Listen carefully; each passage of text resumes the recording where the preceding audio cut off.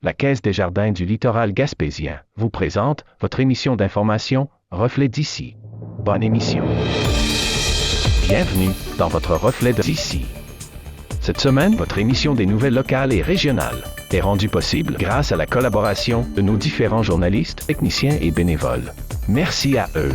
En manchette cette semaine, hockey et faune avec le maire de Chandler. Monsieur, le propriétaire a fait beaucoup d'efforts. Là. Je pense qu'il a été jusqu'au bout, il a tiré l'élastique complet, il ne pouvait plus aller plus loin. C'est extrêmement dommage, ces décisions-là qui viennent couper de services en Gaspésie. CJE. Option emploi. Un accompagnement sur mesure pour bâtir l'avenir dans le rocher percé. Oui. Puis là, les entreprises ont de la difficulté quand même à aller chercher de la clientèle. Pas de la clientèle, mais de la main-d'œuvre.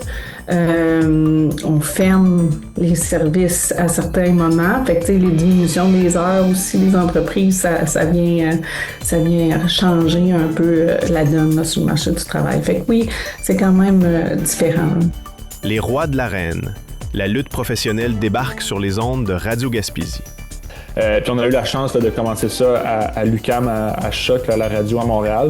Donc on a fait 167 épisodes à Choc. Ah ouais. On prenait des petites pauses dans le temps des fêtes, mais sinon on roulait à l'année. Puis là, Jean-François a déménagé à Cap-de-Sport en Gaspésie tout récemment, avec des contacts, a connu des gens à Radio Gaspésie, Dave Ferguson qui est maintenant un collaborateur à l'émission aussi, qui est un animateur à Radio Gaspésie. Joanie Gaspésie. L'humain au cœur du rayonnement numérique régional. J'ai toujours parlé de la Gaspésie depuis que je suis partie de la région pour les études. J'ai souvent dit que j'ai jamais été autant gaspésienne que quand j'étais à Montréal en train d'étudier. Ça a toujours été très présent en moi, ce besoin de parler de la région. Puis je l'ai fait de plein de façons avec le temps. J'avais un blog à l'époque avec des amis où on parlait de la vie en Gaspésie ou de nos vies en tant que Gaspésiens à l'extérieur de la région plutôt. Initiation et passion, retour sur un week-end de découverte au Marathon ludique. Très satisfait de la participation. Honnêtement, c'est au-dessus de nos attentes. Là. On est vraiment contents. Puis je crois que les gens qui sont venus ont eu beaucoup de plaisir là, durant la fin de semaine. Là. Revue de presse. Vous écoutez votre Reflet d'ici. Revoyez tous nos reportages sur notre site Internet. La boutique Le Mercier de Chandler, l'endroit où magasiner un vêtement devient une expérience en soi. Venez nous voir en magasin et soyez accompagnés par des professionnels soucieux de vous offrir la qualité avec le style, l'originalité et ce pour toutes les occasions. Nous avons de tout pour le sportif, l'homme d'affaires et des occasions spéciales qui requièrent un service personnalisé pour faire de vos événements des moments inoubliables. 484 rue Hôtel de Ville Chandler, 418-689-2404 ou visitez notre page Facebook Le Mercier Chandler. Boutique Le Mercier, la référence en mode masculine en région.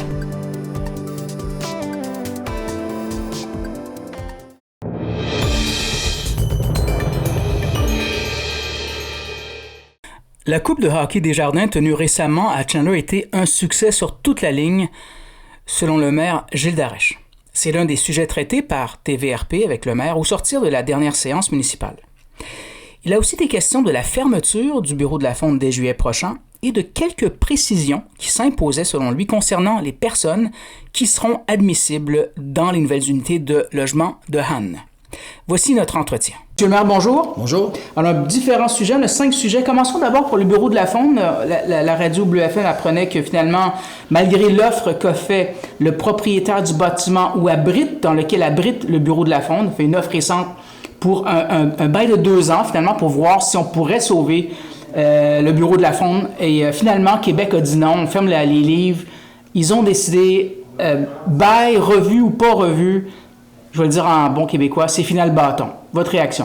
Mais moi, je pense que c'est une décision qui était prise là plusieurs mois. Je pense que la décision ne vient pas là, dans les dernières semaines. Le propriétaire a fait beaucoup d'efforts. Là. Je pense qu'il a été jusqu'au bout, il a tiré l'élastique complet. Il ne pouvait plus aller plus loin. Je trouve ça extrêmement dommage, ces décisions-là qui viennent couper de services en Gaspésie. Là, quand on perd quelque chose, on sait, on peut pratiquement plus le récupérer. On est délaissé, je pense qu'on est délaissé par ce gouvernement-là. On n'est malheureusement pas d'appui, pas de personnes pour défendre nos dossiers. Puis c'est ce qui arrive quand tu te bats tout seul contre un gouvernement, c'est ce qui se passe.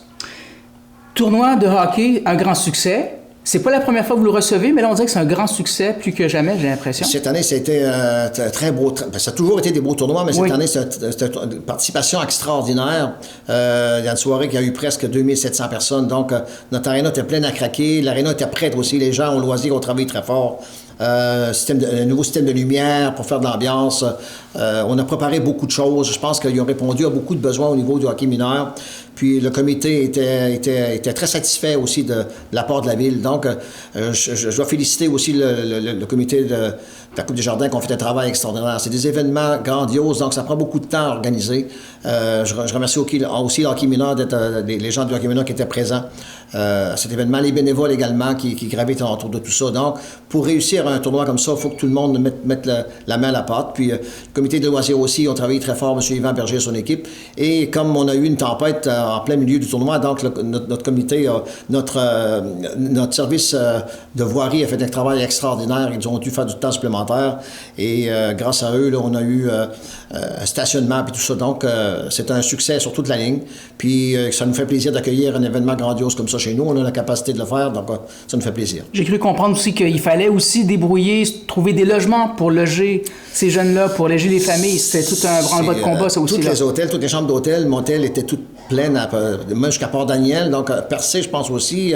Grande-Rivière, c'était plein aussi. Donc, partout ce qu'il y avait du logement, c'était occupé. Donc, ça amène beaucoup aussi au niveau des commerces locaux.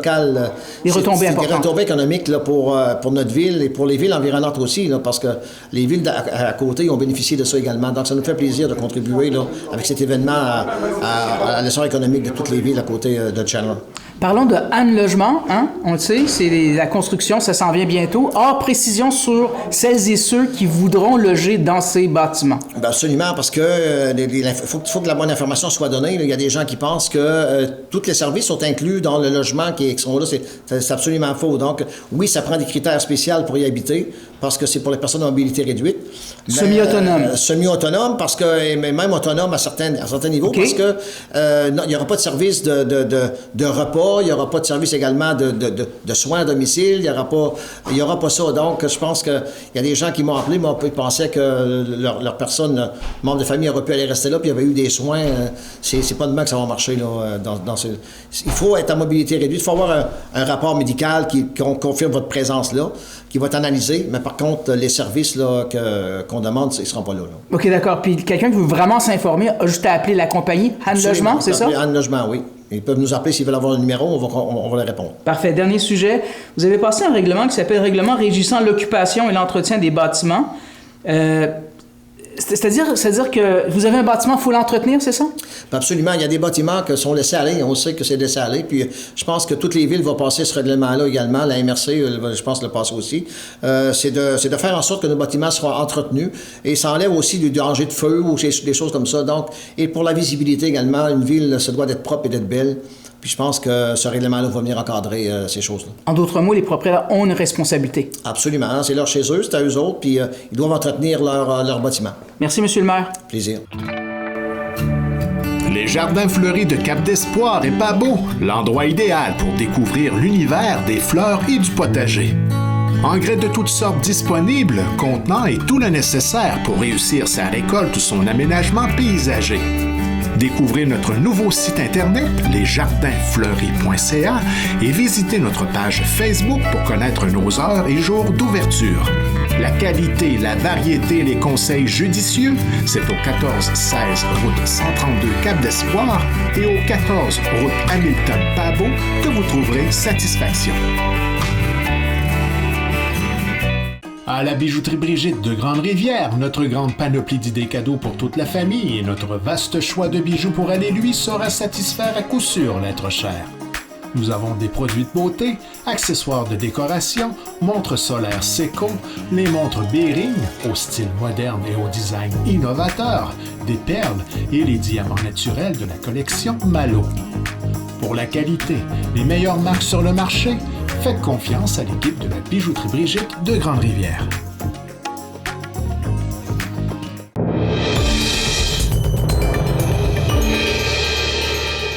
Dans une région en pleine mutation comme celle du Rocher Percé, le CJE Option Emploi agit comme un véritable carrefour d'intégration pour toutes les générations. fruit d'une alliance entre le Carrefour Jeunesse Emploi et un service d'aide à l'emploi universel, l'organisme accompagne désormais ses usagers sur les plans personnels, scolaires et professionnels. On explore les nouveaux défis du marché du travail gaspésien, de l'intégration des immigrants à la création d'une murale communautaire d'envergure, avec Marie-Ève Cyr, responsable des communications et agente de développement de projet. Le CJA Option Emploi, c'est une combinaison là, de deux organismes, finalement, le Carrefour Jeunesse Emploi et un service d'aide à l'emploi pour toute clientèle. Dans le fond, on est un organisme qui accompagne autant les jeunes que les adultes dans leur cheminement personnel, scolaire, professionnel. Notre objectif, c'est vraiment de partir du potentiel de chaque individu, puis de les aider à se développer, à se réaliser, puis à avancer à leur rythme. On travaille autant en employabilité, au niveau de la persévérance scolaire, fait qu'on est beaucoup dans les écoles aussi. On est beaucoup dans la communauté, tout ce qui est volontariat également. On est aussi très impliqué auprès des nouveaux arrivants, puisqu'on a aussi là, place aux jeunes à même notre organisation et le service d'accueil des nouveaux arrivants. Donc, on travaille aussi avec la clientèle immigrante pour favoriser, dans le fond, leur accueil, leur intégration, leur épanouissement en région. Donc, voilà. C'est ça, j'entends le mot. Oui, c'est ça, j'entends le mot. Il y a le mot emploi là-dedans, mais dans le fond, c'est vraiment tout ce qui tourne autour. C'est même accompagné du niveau scolaire, le diplôme, le travail, mais aussi peut-être lancement d'entreprise ou. Oui, c'est ça. On travaille beaucoup en collaboration aussi avec des organisations, là. Mais oui, en lancement d'entreprise, on accompagne brièvement. On travaille beaucoup avec Accès Microcrédit et puis la SADC. Mais sinon, développement de projets auprès des jeunes, auprès juste des idées d'entreprise aussi, là, on peut les aider. Quelqu'un qui veut s'impliquer dans la communauté, qui veut développer un projet, on a des fonds aussi pour les soutenir là, à ce niveau-là. Ouais. Si on pouvait faire un petit constat dans la question, ça serait comment ça va au CJA Emploi ou comment ça se passe dans le sens, il doit y avoir quand même aussi des défis, mais peut-être avant qu'on rentre dans les détails des défis, mais ça serait un constat. Est-ce qu'il y a de l'emploi dans la région? Est-ce qu'il y a de la demande? Est-ce qu'il y a assez de monde pour répondre à la demande? Comment tu ferais un constat général de la situation? Le constat général, c'est une excellente question. En fait, comment ça va? Ça va comme ça peut aller. Les défis sont grandissants, vous savez, auprès des jeunes et jeunes adultes aussi, là, quand on parle des problématiques de santé mentale, c'est en augmentation aussi. Quand on pense à l'insécurité alimentaire, fait que c'est tous des défis que notre clientèle, les citoyens, en fait, vivent au quotidien.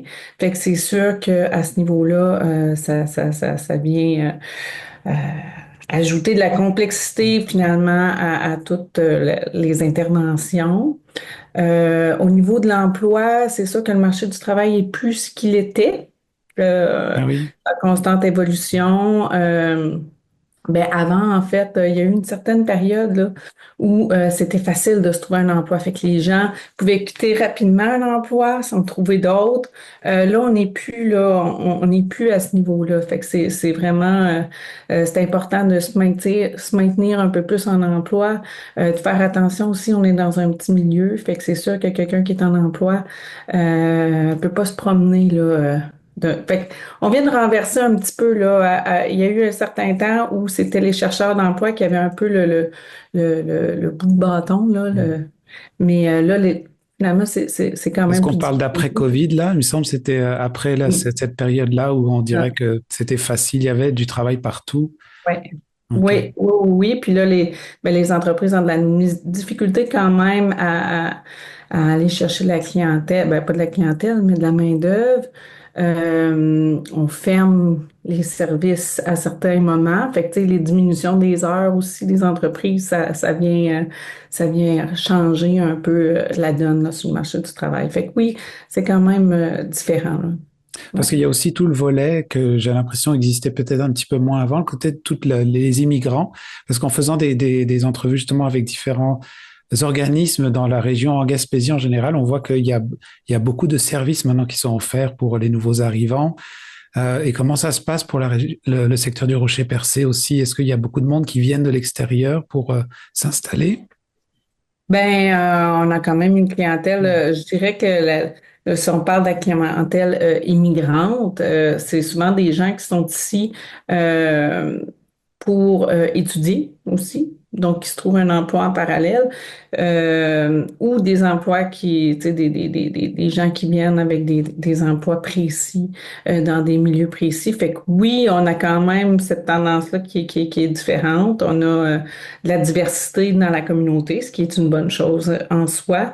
Je ne pense pas que c'est ce qui fait en sorte qu'on a moins d'emplois parce qu'ils comptent des emplois justement qui étaient difficiles à combler.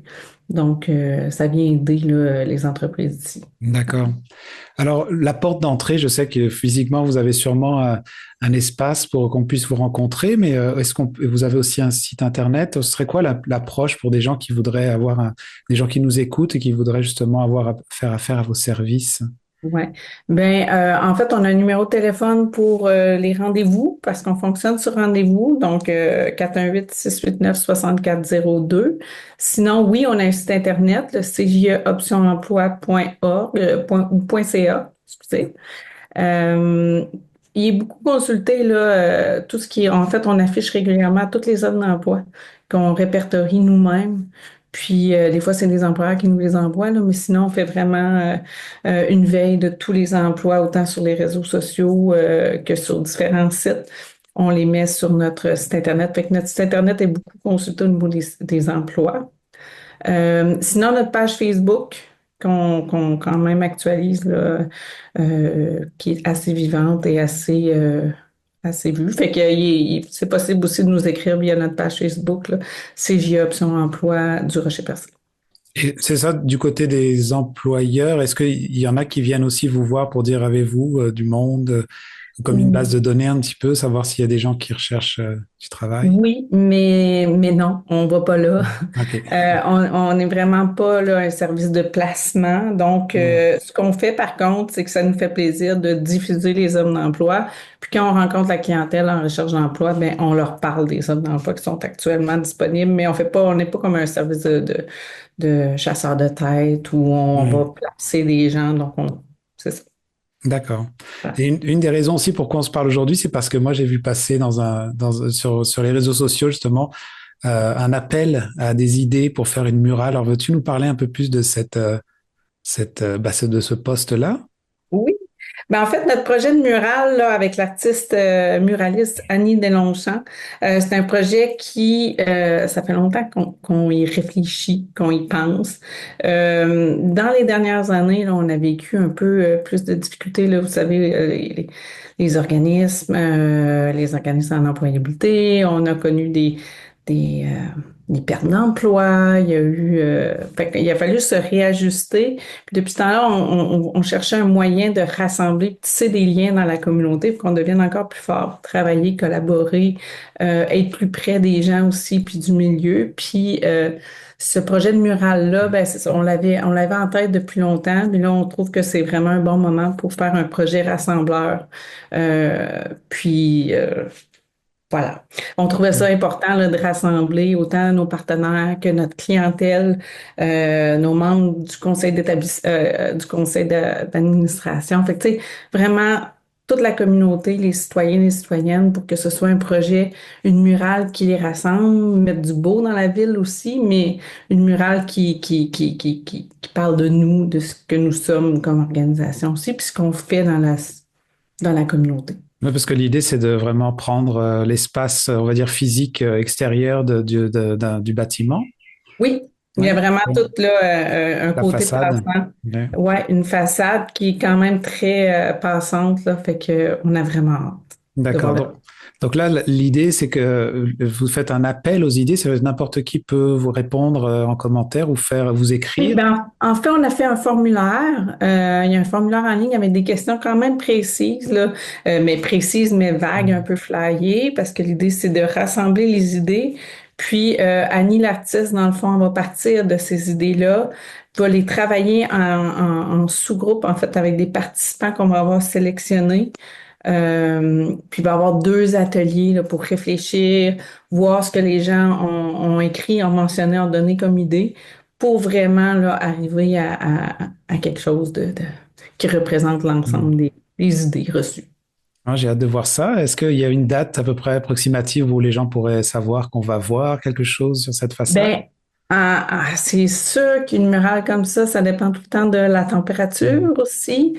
On espère en fait débuter à la fin mai pour que à la mi-juin, la murale soit complète. En fait, on dit que c'est environ 10 jours là, pour la murale.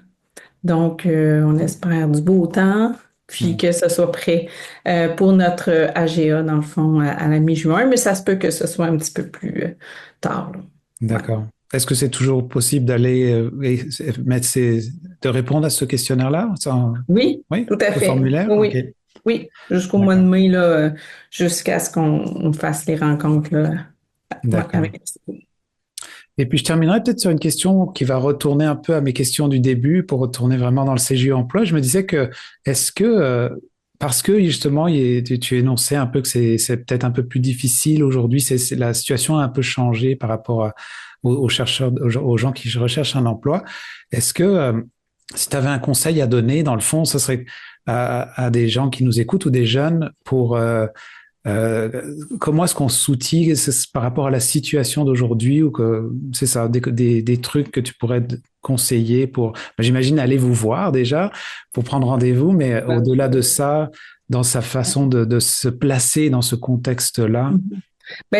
Moi, je dirais de prendre son temps puis de pas trop faire vite. Des fois, tu sais, il y a des gens qui vont dire moi je veux travailler n'importe où. Ça me dérange pas. L'important, c'est d'avoir un emploi, mais c'est pas vrai. C'est souvent là où on se fait prendre un peu. C'est de travailler aussi le pourquoi aussi ça s'est pas bien passé dans les autres emplois. Y a-t-il des choses que je dois améliorer? Fait que c'est de prendre le temps, prendre un pas de recul aussi, puis de réfléchir à comment, dans le fond, qu'est-ce qu'on veut vraiment comme emploi. Quelle entreprise qui correspond à nos valeurs aussi. Puis ensuite, ben là, il y a toute comment se présenter à un employeur. Tu sais, c'est d'arriver prêt finalement, d'être préparé pour les questions d'entrevue. Tout le savoir-être aussi qu'on travaille, tu sais, le fait de pas arriver en retard, de pas communiquer nécessairement sur les réseaux sociaux avec les employeurs. Fait que tu sais, on part de la base.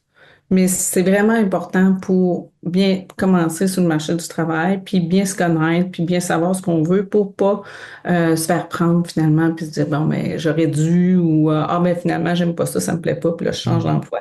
Comme je le disais tantôt, tu sais, on est vraiment dans un petit milieu, fait qu'il faut faire attention à ce moment-là. Ouais. Ah oui, intéressant. C'est mon conseil, là, de prendre son temps, prendre un pas de recul, venir nous voir, apprendre à se connaître, regarder un peu à quoi ressemble le marché du travail, puis par la suite se lancer.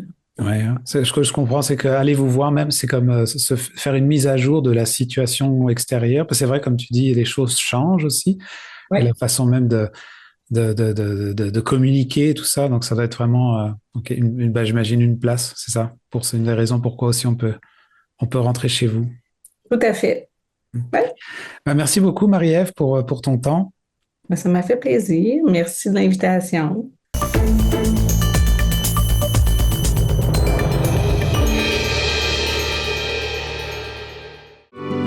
Vous recherchez une expérience d'hébergement en Gaspésie alliant un site exceptionnel avec la découverte d'un menu culinaire du terroir gaspésien?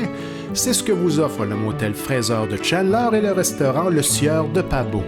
Utilisez notre borne automatisée lors de votre séjour, réservez une table, découvrez notre menu ou commandez votre repas directement sur notre site web. Pour un séjour inoubliable, le motel Fraser, un incontournable en Gaspésie.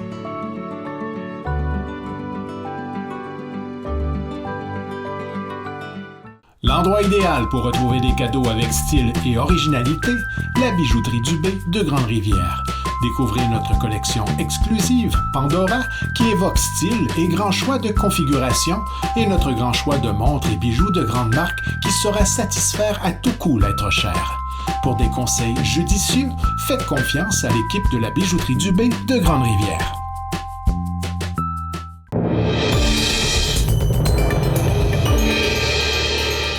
Ouais, c'est parti!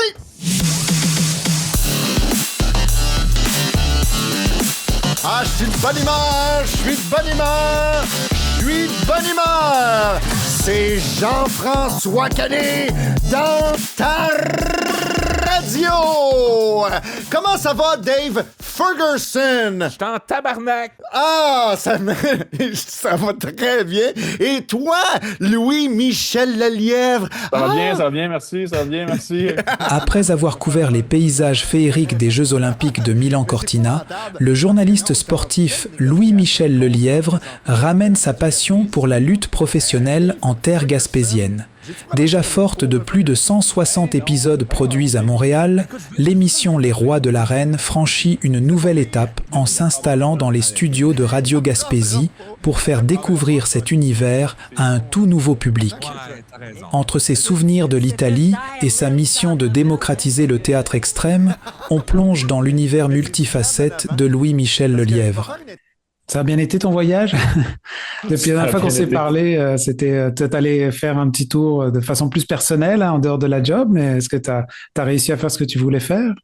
On en a profité au maximum. L'Italie, ça, j'avais pas eu le temps de la visiter tant que ça. Finalement, pendant les Jeux, j'étais tellement occupé, mais là, on en a profité. Ma copine est venue me rejoindre, donc on a passé 2 belles semaines faire les classiques Milan, Rome, Pise, Florence, puis on est allé faire un petit tour en Suède aussi, voir un petit peu de hockey là-bas, que c'était un très beau voyage. Ça terminait bien un peu le séjour en Europe là, après les Jeux.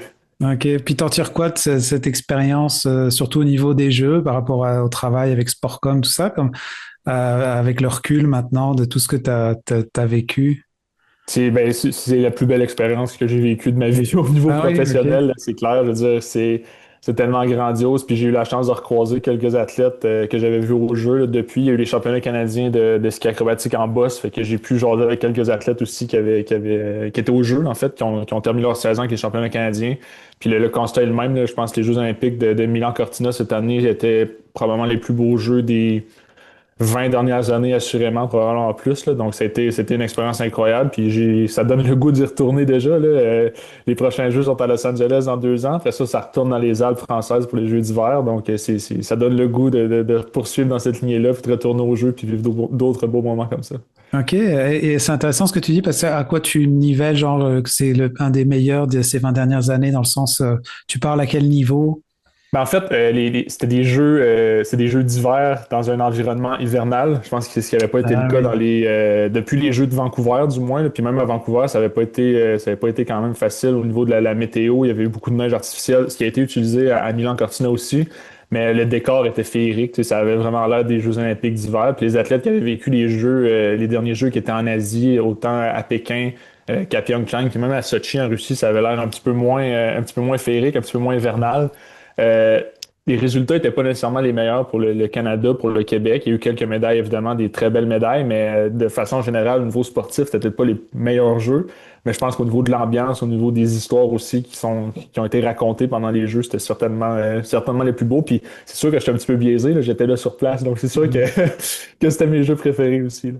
Ok, d'accord. Ouais, parce qu'en plus, vous devez dealer avec les décalages horaires et ce que ça demande quand on se déplace comme ça d'aussi loin. Puis je pense surtout aux athlètes, tu m'en avais parlé dans une de tes entrevues où ça peut rentrer dans le corps aussi physiquement, alors que tu dois performer physiquement. Et en tout cas, ça avait l'air c'est quand même un défi quand même, j'imagine. Là-dedans. Ouais. Ben en fait, c'est comme les derniers Jeux étaient en Asie, c'était un décalage de 12 ou 13 heures là, par rapport au Québec, là, si on veut, avec les Jeux de Pékin il y a 4 ans. C'est beaucoup plus facile à gérer sur place aussi parce que bon, nous, on est arrivé 3 jours avant la cérémonie d'ouverture, fait qu'en 3 jours, on a quand même le temps de s'acclimater un peu. Par contre, je me souviens, il y a 4 ans, pendant les Jeux de Pékin, je travaillais de nuit, de 10 h le soir à 10 h le matin parce que là-bas, c'était le jour, donc c'était presque plus facile à gérer sur place. Mais oui, pour les athlètes, c'est sûr qu'ils sont habitués quand même de voyager en Europe pour la plupart des compétitions. Il y a quelques compétitions en Amérique du Nord, au Québec, au Canada, mais la plupart sont quand même en Europe. Mais il y a quand même le voyagement. Il y avait des championnats canadiens juste avant, des sélections olympiques qui étaient au Québec, au Canada. Donc, les athlètes devaient se déplacer souvent, pas à la dernière minute, mais dans les semaines précédant les Jeux. Donc, ça n'a pas été facile à gérer pour tout le monde, mais c'est moins pire qu'en Asie. Puis les prochains, ça retourne en Europe dans 4 ans là, dans les Alpes françaises. Donc, ça va être un peu la même situation, mais ça va être encore des paysages féeriques, j'imagine, dans les Alpes françaises. Ah oui, c'est beau. Je suis natif de là-bas, moi, des Alpes françaises. Alors, c'est vraiment une belle plage, je te le confirme. Écoute, pourquoi on se parle aujourd'hui? Parce que j'ai vu passer justement un post. Là, tu portes un nouveau chapeau d'animateur radio.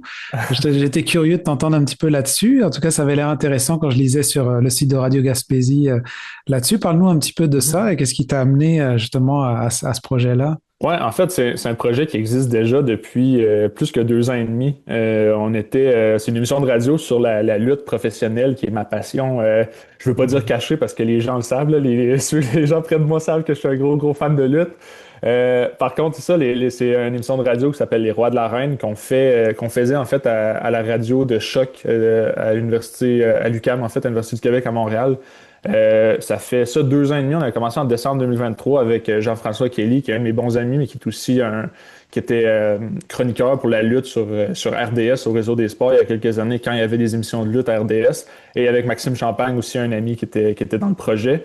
Puis c'est juste, le projet est venu de... On parle tout le temps de lutte quand on est ensemble, on regarde des shows de lutte, on soupe ensemble, on parle de lutte, puis pourquoi pas, on est 3 fans de communication aussi, donc pourquoi pas partager cette passion-là un petit peu. Les podcasts de lutte, puis les podcasts en général étaient de plus en plus populaires à ce moment-là, le sont encore tout autant.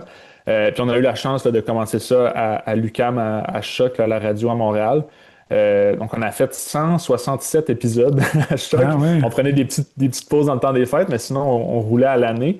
Puis là, Jean-François a déménagé à Cap-de-Sport, en Gaspésie, tout récemment, avec des contacts. Il a connu des gens à Radio Gaspésie. Dave Ferguson, qui est maintenant un collaborateur à l'émission aussi, qui est un animateur à Radio Gaspésie.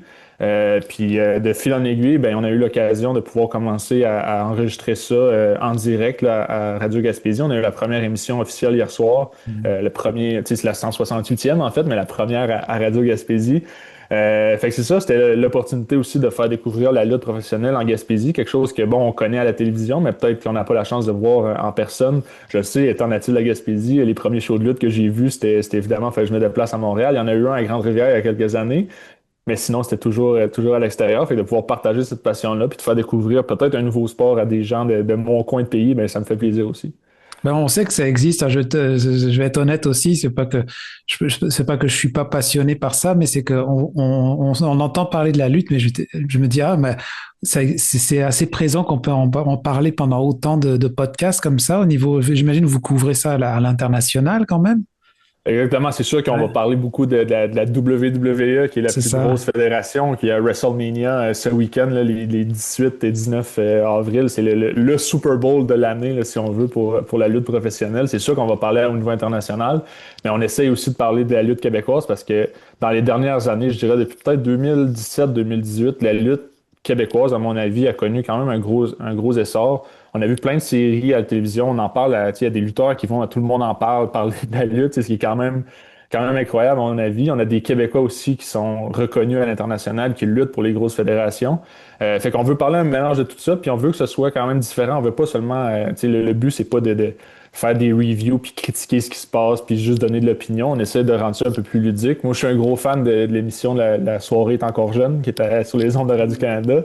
Fait que c'est beaucoup humoristique, des chroniques un peu puis aller un peu dans ce qui se fait pas ailleurs parce qu'il y en a énormément des podcasts de lutte. Il y en a des excellents. Le nôtre est le meilleur à mon avis, mais il y en a beaucoup d'autres. Fait que c'est d'aller un peu dans une facette différente puis amener des chroniques. On avait Maxime qui était un fan de théâtre mais qui amenait un peu l'aspect théâtral de la lutte puis voir un peu comment les histoires sont scénarisées puis à l'arrière du décor.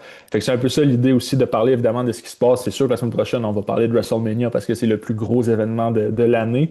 Mais on veut aussi amener des points de vue différents, des aspects qu'on voit pas ailleurs puis c'est un peu ça l'objectif de l'émission Les Rois de l'Arène. Écoute, j'ai pas eu l'occasion malheureusement d'écouter votre première hier soir à Radio Gaspésie, c'est sûr. Mais est-ce que quelqu'un qui a juste une curiosité comme ça, on peut embarquer dans votre émission puis avoir, on n'est pas obligé, dans le fond, de connaître tous les détails de ce sport ou comment ça se passe? Non, pas du tout. Puis c'est sûr qu'on va parler des fois des termes techniques puis rentrer dans des trucs précis, mais le but aussi en étant à Radio Gaspésie, on sait qu'on fait découvrir la lutte à un nouveau public. public, puis que c'est pas nécessairement tout le monde qui va écouter l'émission à Radio Gaspésie, qui est des gros fans. Donc oui, c'est possible, on va quand même expliquer en détail, puis JF Kelly est excellent pour ça, pour un peu démocratiser la lutte, là, rendre ça accessible à tout le monde. Puis oui, c'est possible. Puis on est encore affilié à choc.ca. Donc, si vous n'êtes pas en mesure d'écouter en direct les lundis soirs, ben, le lendemain, c'est en rediffusion sur les ondes de choc.ca, qui est la radio de l'UQAM. Puis c'est disponible en balado aussi. Fait que peu importe les applications, vous pouvez aller voir Les Rois de l'Arène, puis vous abonner à ça pour écouter quand vous voulez, finalement, Les Rois de l'Arène. Ouais, intéressant. Et donc, et vous vous rassemblez pour ça ou vous faites ça techniquement à distance? Comment ça marche? Exactement. Ben, JF et Dave sont en studio à Gaspé, là, dans les studios de Radio Gaspésie. Moi, en étant à Montréal, ben, je suis à la maison en Zoom ou en Google Chat, là, comme on fait présentement. Quand c'était dans les studios de Choc, ben, on se rassemblait chaque semaine les lundis soirs pour enregistrer. Mais là, c'est ça. Là, moi, étant à distance, c'est sûr que si je viens faire un tour en Gaspésie, je vais essayer d'aller à Gaspé enregistrer des émissions en direct dans les studios. Mais pour l'instant, ça se fait à distance. Puis on a plusieurs collaborateurs aussi qui sont des lutteurs d'un peu partout au Québec, des fans de lutte, des anciens lutteurs, des historiens de la lutte qui sont là en distance aussi à chaque semaine. OK. Est-ce que tu continues avec Sportcom? Tu as toujours un peu un pied là-dedans? 100%, Sportcom, c'est mon travail à temps plein. Ouais, okay. La lutte, c'est le petit hobby qui est sur le côté. Puis de pouvoir en parler à la radio, ben, c'est le fun. Mais non, c'est sûr que Sportcom prend le gros de mon temps. Puis avec plaisir, je veux dire, les Olympiques sont terminés. Mais comme je disais souvent, ces athlètes-là continuent de travailler fort 12 mois par année, pas seulement aux 4 ans finalement. Donc, on est là-dessus encore. Je parlais des championnats canadiens de ski acrobatique. On a Michael Kingsbury qui a annoncé sa retraite là-bas. C'est sa dernière compétition, qui a gagné ses 2 dernières courses. Donc, ça a été le gros morceau là, depuis les Jeux paralympiques. Là, disons, il y a eu les Jeux paralympiques qui ont suivi les Jeux olympiques qu'on a suivis à distance. Mais après, ça a été les championnats canadiens. On s'embarque dans d'autres beaux projets pour l'été à Sportcom aussi, mais c'est sûr que la lutte, c'est tout le temps un petit peu sur le side, puis c'est le fun de pouvoir en parler une fois par semaine à la radio. Ouais, j'imagine. Une question un peu amateur de ma part. Est-ce que la lutte fait partie et dans les Jeux olympiques? La lutte professionnelle, non. Comme on voit avec la WWE, je pense que l'image que les gens ont de la lutte, c'est peut-être Hulk Hogan ou les John Cena. Ouais. C'est ça, c'est pas aux Jeux olympiques, c'est pas dans les sports que je couvre avec Sportcom. Par contre, tout ce qui est lutte olympique, ce qui est lutte amateur, les gros tournois qu'on voit un peu partout à travers le monde, ça, c'est aux Jeux olympiques. Les catégories de poids varient chaque année. Il y a plusieurs Québécois qui se démarquent à l'international en lutte amateur, en lutte olympique. Donc, il n'y a pas la lutte professionnelle. Je pense que c'est une bonne chose. C'est mieux de rester sur nos écrans de télévision, sur Netflix, puis dans les spectacles un petit peu partout. Mais la lutte olympique, elle, est aux Jeux olympiques. Oui. OK. Ah, c'est intéressant parce que ça veut dire que, est-ce que la lutte, je vais la mettre comme ça, parce que tu as utilisé ce mot-là, scénarisé un peu, c'est comme quelque chose qui se différencie de la lutte olympique au niveau de... Ouais, il y a lutte et lutte, quoi, en fait. Y a pas... Exactement. Je pense que les termes officiels, si on veut, c'est lutte professionnelle, c'est ce qui est la lutte WWE, les Hulk Hogan, etc. Puis la lutte olympique, qui est ce qu'on voit, ce qui est très populaire aux États-Unis avec la NCAA. Il y a aussi des nouvelles fédérations de lutte amateur qui viennent d'être créées. Hulk Hogan, justement, était un des promoteurs avant son décès l'été dernier. Mais oui, c'est complètement différent. Puis si vous voyez la lutte à la télévision, la lutte WWE, vous allez voir que c'est complètement différent. La lutte olympique, c'est vraiment sur matelas. C'est des combats au sol pratiquement avec des prises de soumission pour la plupart des systèmes de points. Tandis que la lutte scénarisée ou la lutte professionnelle, ben c'est un spectacle finalement. Ouais. C'est du théâtre extrême devant public avec des gagnants prédéterminés. Mais j'aime la phrase de JF Kelly qui dit souvent que oui, la lutte c'est arrangé, mais il s'arrange pour que ce soit bon. Ça, c'est un peu la phrase clé aussi pour différencier un petit peu les deux. Dans ta passion, de ces 2 luttes que tu décris là, c'est l'ensemble que tu aimes bien ou tu en as une préférence? Ben, c'est sûr que ce qu'on parle au Roi de l'Arène, c'est la lutte professionnelle, ce qu'on voit à WWE. C'est là que la passion est née, mais je veux dire, en travaillant avec Sportcom, j'ai découvert un peu plus la lutte amateur, qui est un sport complètement obscur. Il y a plusieurs Québécois qui se démarquent, mais je pense qu'il faut savoir que la lutte olympique existe. Donc, j'ai appris à aimer ce sport-là aussi à travers les dernières années à Sportcom. Mais c'est sûr que la lutte professionnelle, c'était ça le vrai hobby. La vraie passion, c'est la lutte professionnelle, la lutte WWE. OK, écoute, un dernier rappel pour terminer. Quand est-ce qu'a lieu l'émission? Où est-ce qu'on peut l'écouter? Peut-être même, est-ce que c'est possible de l'écouter en rediffusion? Oui, exactement. Donc, tous les lundis soirs, première diffusion sur les ondes de Radio Gaspésie de 19h à 20h30. On a mis des heures limites parce que JF Kelly parle beaucoup, donc c'est important de limiter le temps de diffusion parce que sinon, je sais qu'on aurait pu faire des émissions de 3 heures.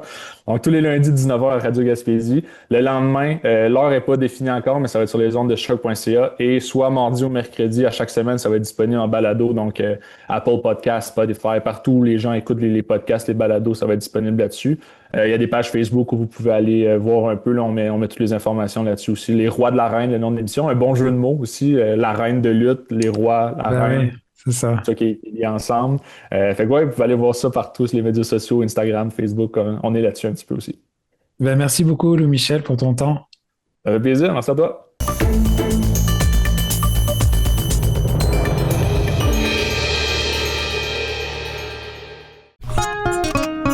Marché Richelieu de Cap d'Espoir, l'endroit où faire son épicerie devient un plaisir à découvrir et à partager. Venez déguster nos produits du terroir gaspésien et nos spécialités cuisinées ici même, la cuisine de notre chef Nicolas. Que ce soit pour le prêt-à-manger ou un dessert fait maison, pour des produits frais, de la bonne bière gaspésienne ou simplement pour le plein d'essence, rendez-vous au marché Nicolas de Cap d'Espoir.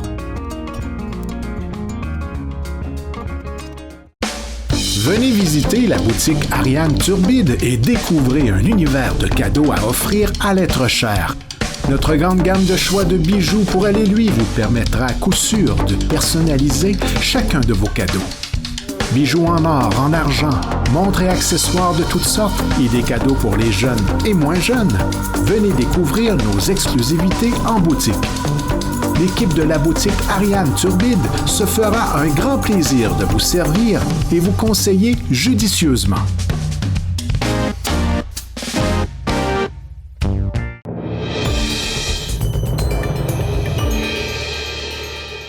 De stratège en communication à créatrice de contenu passionné, Joanie Robichaud est devenue une figure incontournable du rayonnement numérique de sa région. À travers son balado et sa forte présence sur les réseaux sociaux sous le nom de Joanie Gaspésie, elle déconstruit les préjugés et met de l'avant l'humain derrière les paysages de la péninsule. On explore sa démarche de création, son rôle de consultante auprès des entreprises locales et sa vision d'une Gaspésie connectée avec Joanie Robichaud. Merci de m'avoir écrit, je suis vraiment contente en fait. Moi, le plus que je parle de la Gaspésie, le plus contente que je suis là. Ben oui, c'est ça, parce que je te suis déjà depuis un petit moment, puis sur LinkedIn, je voyais comment tu as fait toute ta transformation un peu. Est-ce que tu vas nous parler un petit peu justement d'où tu viens et qu'est-ce qui t'a amené justement à te retrouver, à faire ce que tu fais? On va parler des balados, mais tu fais pas que ça non plus. Si tu veux mettre un petit peu la table en te présentant. Oui, certainement. Je suis travailleuse autonome depuis bientôt 4 ans en communication puis en développement régional. Avant ça, j'ai travaillé dans plusieurs organisations, souvent comme agente de communication, toujours spécialisée avec le numérique, les réseaux sociaux. Puis pour plein de raisons, je suis devenue travailleuse autonome, entre autres pour avoir la liberté de mieux gérer mon horaire avec de jeunes enfants et un conjoint qui travaille en fly-in, fly-out. Je pense que beaucoup de gens en Gaspésie vivent cette réalité-là puis comprennent que ça prend de la liberté dans l'horaire. Donc, en devenant travailleuse autonome, j'ai eu envie de me lancer sur les réseaux sociaux avec mon nom à moi, parce que j'ai toujours fait des réseaux sociaux. Ça fait au moins 15 ans là, que je fais des réseaux sociaux, mais toujours sous le nom d'une organisation, d'une entreprise, des fois même de façon anonyme. Je l'ai fait par le passé. Mais là, j'avais envie de le faire à mon nom, surtout pour tester, parce que je me disais, si j'accompagne des clients, ben, il faut que je sache qu'est-ce que je leur dis. C'est ce qui m'a permis de me lancer sur TikTok, entre autres, puis ça a tellement été un succès, ça a tellement bien fonctionné que j'ai eu envie de continuer la création de contenu. Et de la création de contenu sur les réseaux sociaux, j'ai eu envie de parler plus longtemps, de prendre le temps, d'où est née l'idée des balados, dans le fond. D'accord. Et là, on parle bien de, quand tu parles de tout ça, TikTok et les balados, c'est de mettre en avant la région, en fait. C'est ça que tu fais. Enfin, c'est ce que je comprends bien. Exactement. En fait, j'ai toujours parlé de la Gaspésie depuis que je suis partie de la région pour les études. J'ai souvent dit que j'ai jamais été autant gaspésienne que quand j'étais à Montréal en train d'étudier. Ça a toujours été très présent en moi, ce besoin de parler de la région. Puis je l'ai fait de plein de façons avec le temps. J'avais un blog à l'époque avec des amis où on parlait de la vie en Gaspésie ou de nos vies en tant que Gaspésiens à l'extérieur de la région plutôt. Et j'ai eu envie justement, quand je me suis lancée sur TikTok, il y avait tellement de contenu, il y a encore tellement de contenu. Je veux dire, il y a des millions de créateurs, tous plus pertinents, intéressants les uns que les autres. Peu importe ce que les gens en pensent, moi, je pense qu'il y a vraiment du bon contenu sur le web. Puis je me disais, qu'est-ce qui fait la différence? Qu'est-ce que moi j'apporte vraiment là-dedans? De quoi je pourrais parler que d'autres connaissent peut-être moins ou parlent pas? Et la Gaspésie est apparue automatiquement. C'est tellement un sujet que je connais puis qui me passionne que j'ai commencé à faire ça de cette façon-là. Puis ça a déboulé vraiment dans le sens où c'est tellement naturel pour moi de parler de la Gaspésie que, tu sais, c'est pas un travail, là. Je le vois vraiment pas comme un travail. Puis c'est ce que je fais à travers ma création de contenu sur les réseaux sociaux. Tu sais, en parallèle, disons, je suis stratège en communication, j'accompagne des entreprises, des organisations en Gaspésie, des fois un peu au Bas-Saint-Laurent.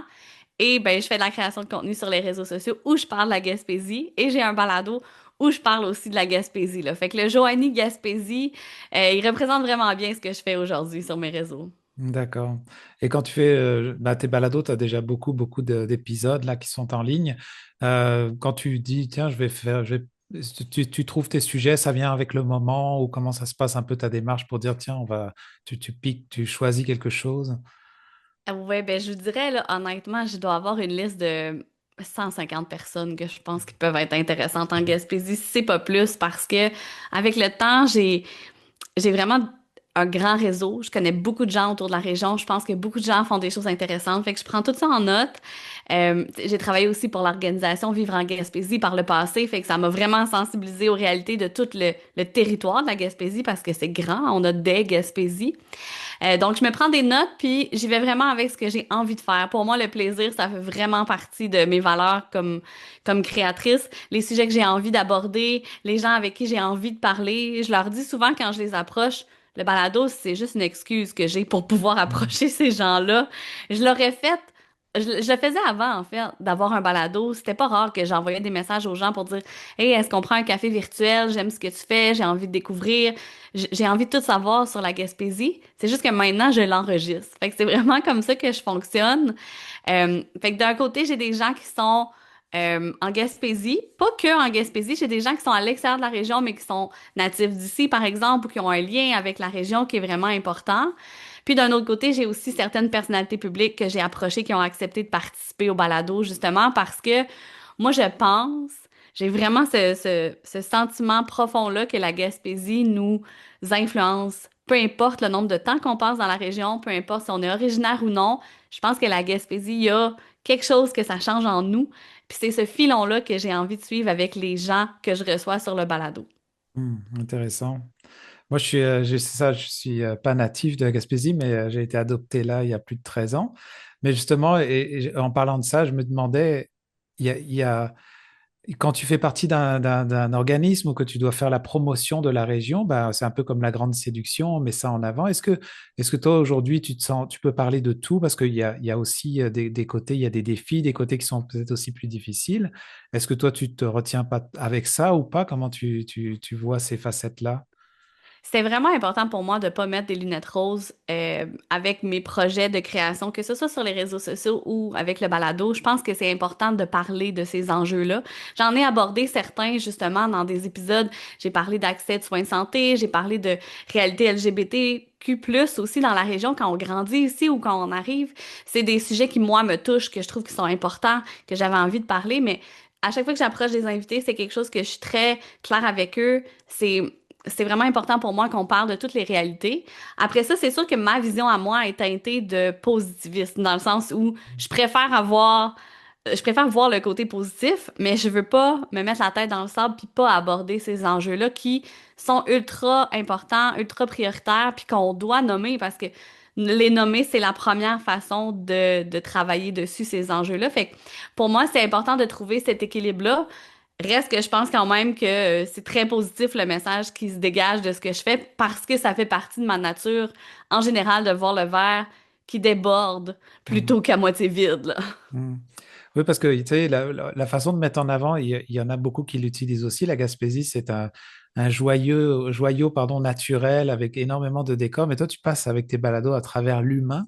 Donc, c'est ça que je vois, dans le fond, c'est que on n'est pas là en train de regarder des paysages ils sont magnifiques, mais là, tu passes à travers le regard des humains pour mettre en avant la belle région. C'est quand même un beau défi de faire ça. Vraiment, puis moi, c'est ça qui me passionne. Tu sais, à la base, je suis formée comme journaliste. J'ai toujours voulu aller connecter avec les humains pour discuter de plein d'enjeux. Puis l'enjeu ou le sujet qui me passionne le plus, c'est la Gaspésie. Fait que j'ai tellement l'impression d'être à la bonne place présentement en faisant ce que je fais. J'adore pouvoir connecter avec les humains parce que je trouve qu'on peut parler de tout, justement. Du beau comme du moins beau, c'est juste des connexions humaines. Puis c'est ce que j'aime vraiment beaucoup dans le balado. Puis c'est ce que je reçois beaucoup comme commentaires qui me touchent énormément. Les gens ont l'impression que c'est une discussion entre amis qu'on a, puis qu'ils sont avec nous autour d'une table quand ils nous écoutent.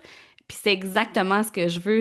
Je veux que mes invités oublient qu'on enregistre, puis on me le dit des fois, tu sais, les gens vont se confier sur des trucs, mais c'est ça que je trouve vraiment beau parce que c'est là que ça nous permet d'avoir des vraies discussions, des vraies réflexions.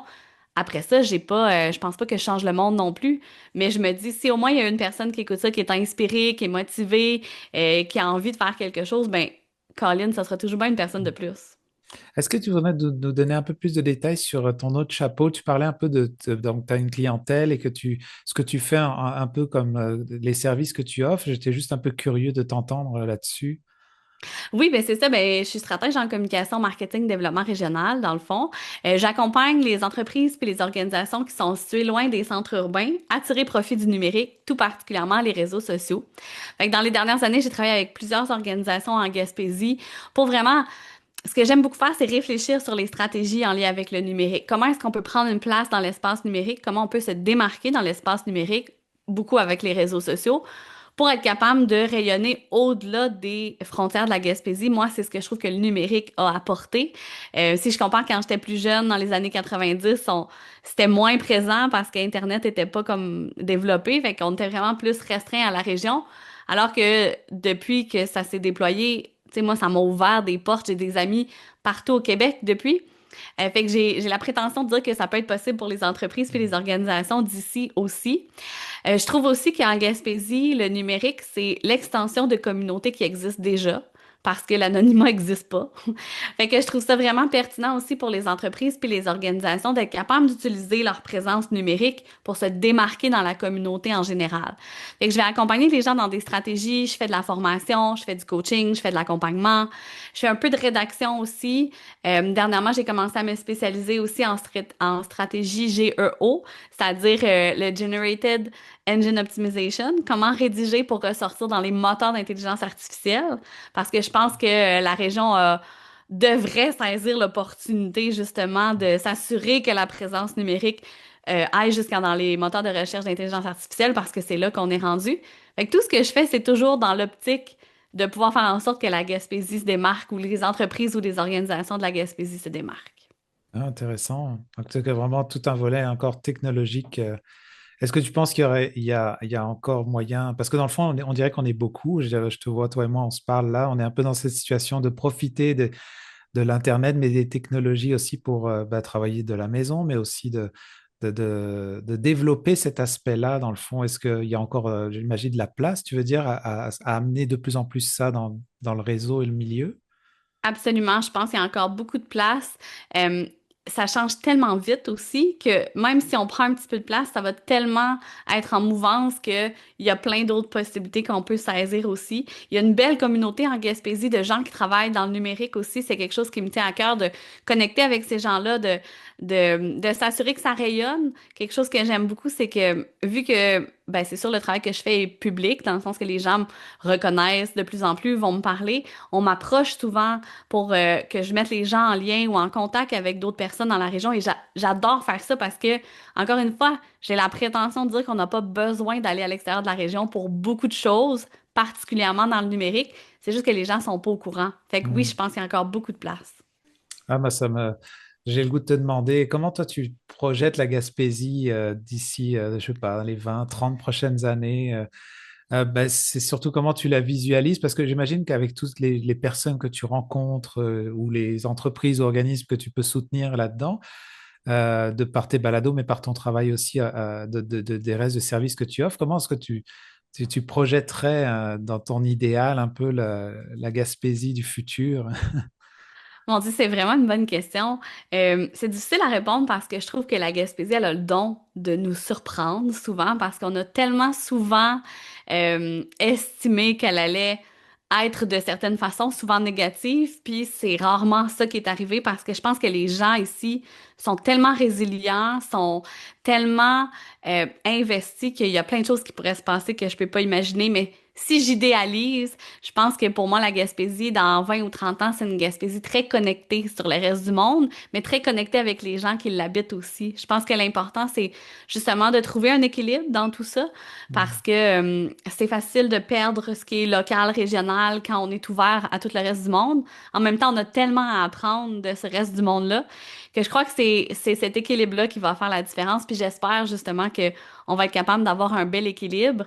Je dis souvent que la Gaspésie, c'est pas pour tout le monde, c'est vrai, mais c'est pour beaucoup plus de gens qui le croient. Je pense encore qu'on a plein de préjugés envers la région, que les gens qui sont à l'extérieur de la région n'ont pas nécessairement une vision. Je vais pas dire juste parce que je pense que c'est leur vision, mais en tout le moins, c'est pas ma vision à moi de la Gaspésie. Puis j'aime ça justement déconstruire des préjugés, expliquer des réalités d'une Gaspésie qui a évolué avec le temps, qui est plus la Gaspésie des années 70, 80, 90 que beaucoup ont connu. Même des Gaspésiens d'origine qui sont partis à l'extérieur puis qui ont encore une vision de la Gaspésie qui correspond à ce qu'ils ont connu quand ils étaient plus jeunes, alors que ça a tellement évolué.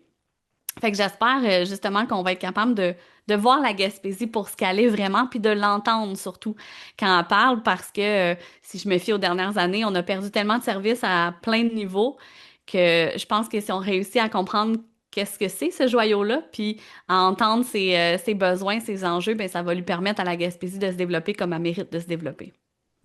Intéressant.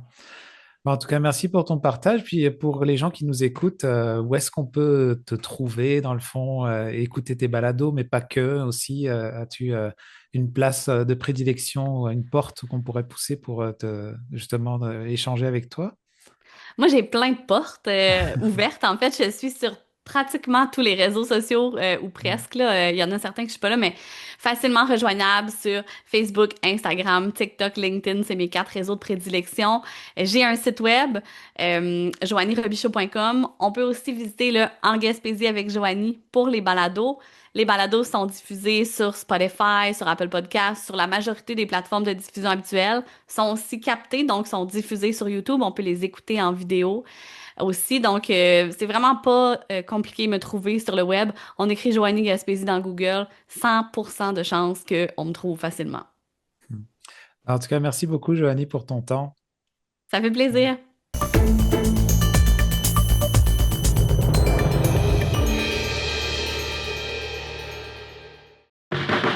La clinique d'optométrie Lémérion est fière de vous présenter cette programmation. Le soin de votre vue passe sous les yeux de la clinique d'optométrie Lémérion. Avec un vaste choix de montures pour le style, le confort, les marques. Clinique d'optométrie Lémérion. 689-5553.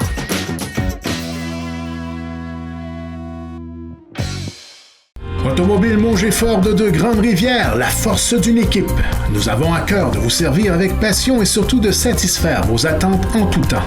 Notre équipe compétente d'expérience ne désire qu'une seule chose, la satisfaction de sa clientèle. Pour l'ensemble de vos besoins pour votre véhicule, pour l'achat d'un véhicule neuf ou d'occasion, venez rencontrer l'équipe Mongey-Ford. Notre force, notre équipe, nos employés.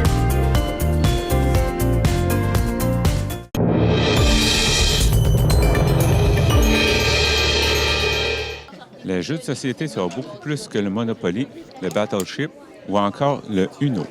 C'est tout un univers où l'on devient tour à tour stratège, aventurier ou coéquipier. C'est un moment d'immersion où la table devient le théâtre de récits épiques, de défis d'adresse et de coopération pure.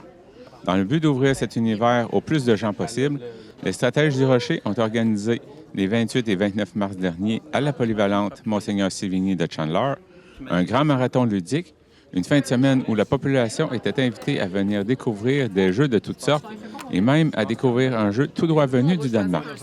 Olivier Poulain, président des Stratèges du Rocher, revient sur cette fin de semaine qui a connu un franc succès. Ça s'est super bien passé. On a eu une grosse participation de la population. On a eu environ 120 personnes, parents, enfants et toutes personnes confondues qui sont venues participer à l'événement. Là. Ça a été un gros succès. Toutes les activités qu'on a organisées, il y a eu de la bonne participation. On est vraiment contents. Là. Satisfait de cette participation-là? Très satisfait de la participation. Honnêtement, c'est au-dessus de nos attentes. Là. On est vraiment contents. Puis je crois que les gens qui sont venus ont eu beaucoup de plaisir là, durant la fin de semaine. Là. On a eu vous aviez le tournoi de Clask tout à l'heure. Il y a eu Ça a été quoi la participation? Les gens ont découvert un bon jeu? Clask, ça a été un gros coup de cœur. Il y avait 16 places pour le tournoi, puis on a rempli ça en 2 minutes. Là. Puis les gens ont eu du fun, autant les jeunes que les parents, que les adultes, que tout le monde. Là. Ça a été multigénérationnel, beaucoup de plaisir. Là. Il y a de l'initiation à Magic, de l'initiation à Donjon Dragon. C'est quoi le feedback que vous avez reçu des participants? Donjon Dragon, ça a été un gros succès. On a eu plus de monde qu'on pensait, fait qu'on a ajouté des postes pour les maîtres de jeu. Là. On a ajouté des joueurs un peu. Puis ceux qui ont joué ont vraiment adoré ça, puis ils cherchent d'autres gens pour continuer à jouer. On a comme déclenché quelque chose là, chez plusieurs participants, fait que c'est vraiment le fun. Là. Puis Magic aussi, là, de faire découvrir ça aux jeunes et moins jeunes, là, c'est une belle découverte. Là. Ils sont bien contents. Là. Cet événement-là, est-ce que vous avez l'intention de le ramener, vu la popularité qu'il a eu? Je peux pas dire avec certitude, Jean-Denis, mais on aimerait beaucoup ça. Là, puis tous les bénévoles sont contents là, du résultat aussi, je pense. Là. Fait qu'on aimerait ça faire une édition 2027. Il y a des très bonnes chances que oui. Là. Est-ce que vous pensez que ça vous a attiré d'autres adeptes pour les stratèges du Rocher? Oui, c'est une excellente question. Effectivement, il y a plein de gens qui sont venus, qui nous ont dit qu'ils allaient venir participer à nos activités des stratèges. Là, fait qu'on est bien contents pour ça. On a fait du recrutement là, indirectement, là, mais on est bien contents de ça, du résultat. Là. Ouais. Quelque chose que tu aimerais ajouter? Non, j'invite les gens à venir l'année prochaine quand on va en faire un. Là. Puis merci à tous nos commanditaires, la Ville de Chandler, la Maison Meraki, Spoutnik Gaspésie, l'Île aux Jeux, CarQuest, IGA, Grande-Rivière, le Lièvre-le-Moyen. Puis c'est pas mal ça. Denis Pagé, champion d'échecs de Chandler, était également sur place pour affronter 8 joueurs lors d'une partie simultanée. C'était Jean-Denis Laparrière à Chandler. Il veut le changer, on dirait.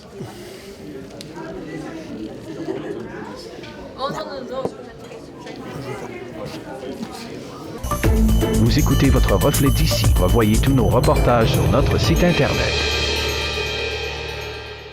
Redonnez fière allure à votre voiture avec Jimmy Esthétique Auto Plus. Spécialiste en esthétique automobile complète, nous redonnons vie à votre véhicule à l'intérieur comme à l'extérieur. Et pour affronter nos hivers québécois, pensez à nos traitements anti-rouille paraphiniques, sans huile, efficaces et durables. Brillance, protection, tranquillité d'esprit, Jimmy Esthétique Auto Plus, votre auto, notre passion.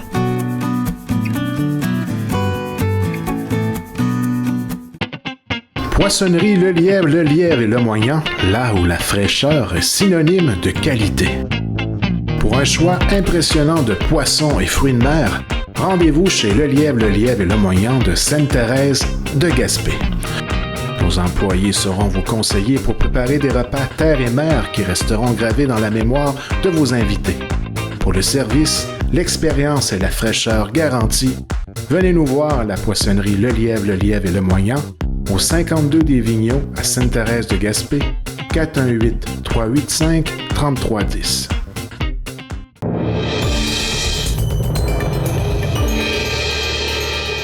Selon Bleu FM Sainte-Anne-des-Monts, Christine Fréchette est officiellement devenue la première ministre désignée du Québec après avoir remporté la course à la direction de la CAQ avec 58% des voix contre Bernard Drainville. À la suite de cette victoire, la députée de Bonaventure, Catherine Blouin, qui a soutenu Mme Fréchette tout au long de la campagne, a exprimé son enthousiasme pour l'avenir de la région. Interrogée sur ses propres ambitions ministérielles, l'élue gaspésienne reste prudente tout en confirmant son intérêt à servir au sein du prochain cabinet. Mme Fréchette, qui devient la 33e personne à diriger la province, convoquera son premier caucus dès demain afin de jeter les bases de son nouveau gouvernement.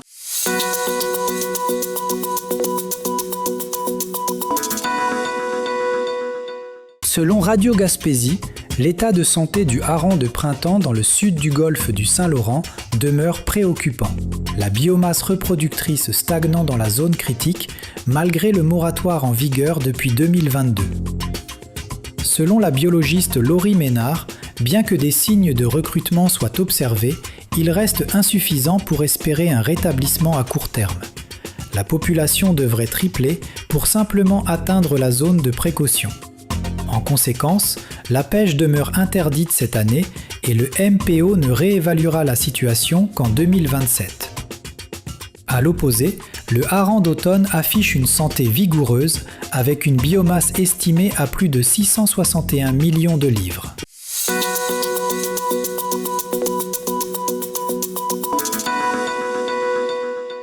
Selon Bleu FM Sainte-Anne-des-Monts, avec le retour du printemps, Pêche et Océan Canada invite les cueilleurs de mollusques de l'Est du Québec à la plus grande prudence. Avant toute sortie, il est essentiel de vérifier l'état d'ouverture des secteurs, car la consommation de coquillages insalubres peut être fatale. Les pluies abondantes, la pollution ou la présence de toxines naturelles peuvent entraîner des fermetures temporaires pour protéger la santé publique. Le ministère rappelle également qu'il est interdit de pratiquer la cueillette à moins de 125 mètres d'un quai et que le respect des tailles minimales ainsi que des limites quotidiennes demeure obligatoire pour préserver la ressource.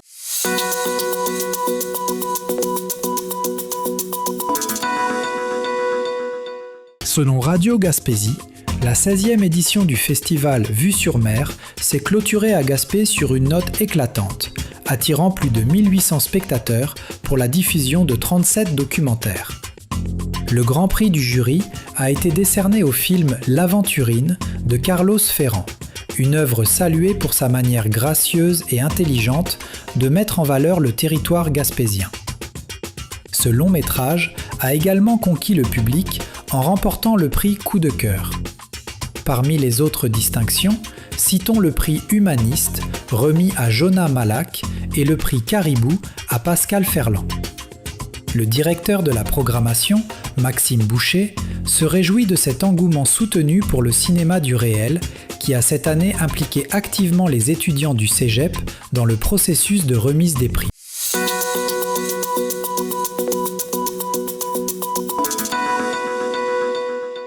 Selon Bleu FM Sainte-Anne-des-Monts, la ministre Sonia Bélanger a lancé la stratégie « Grandir en confiance » visant à renforcer la prévention et à recentrer les interventions de la protection de la jeunesse sur les cas les plus critiques. Bien qu'elle salue l'initiative, la Fédération des familles d'accueil et ressources intermédiaires du Québec dénonce un manque d'action concrète pour ses 3700 membres. La Fédération déplore que l'unique mesure les concernant soit une simple étude d'impact, alors que les besoins en recrutement, en formation et en harmonisation des pratiques sont criants. 15 ans après l'adoption de la loi régissant leur secteur, les familles d'accueil demandent au gouvernement des gestes tangibles pour être enfin reconnus à leur juste valeur.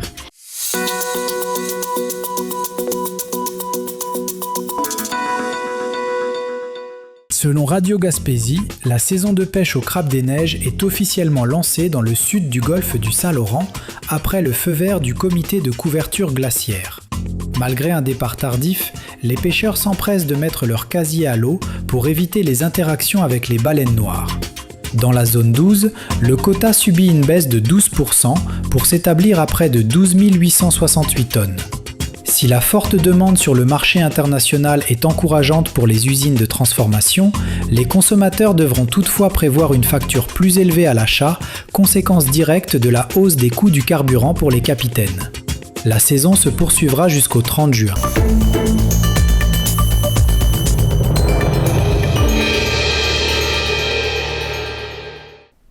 Le Coq d'Or de Grande-Rivière, là où le plaisir de bien manger rencontre la qualité d'un service courtois. Notre menu varié ne peut que satisfaire vos attentes. Le Coq d'Or vous propose ses classiques qui ont su faire sa réputation au fil des ans. De son fameux poulet en passant par sa poutine légendaire et sa pizza gourmande, font du restaurant Le Coq d'Or un incontournable en Gaspésie. Le restaurant est ouvert de 16h à 20h. Pour bien connaître les jours d'ouverture et nos heures d'opération, consultez notre page Facebook. Vous devez obligatoirement passer votre commande par téléphone.